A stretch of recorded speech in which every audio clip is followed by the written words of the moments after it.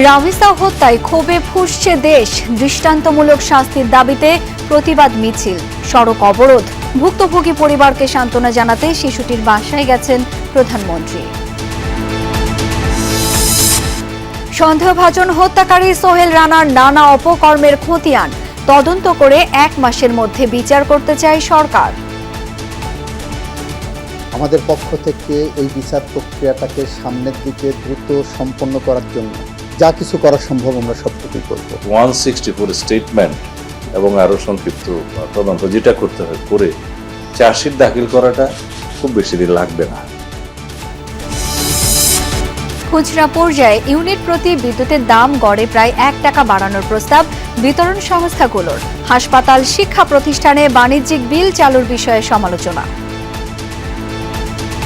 হাসপাতাল, diagnostic centre, বেসরকারি hospital, ছাত্রাবাস এগুলোকে কমার্শিয়াল রেটে আনতে হবে। নিম্নবিত্ত এবং মধ্যবিত্তের পকেট কাটার বুদ্ধি আজকে এখানে উত্থাপন করা হলো।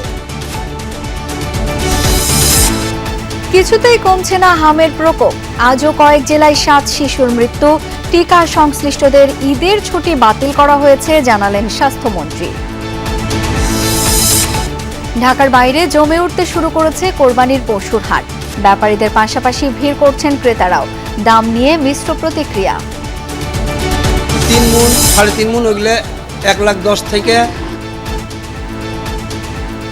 এছাড়াও রাতের বাংলাদেশে থাকছে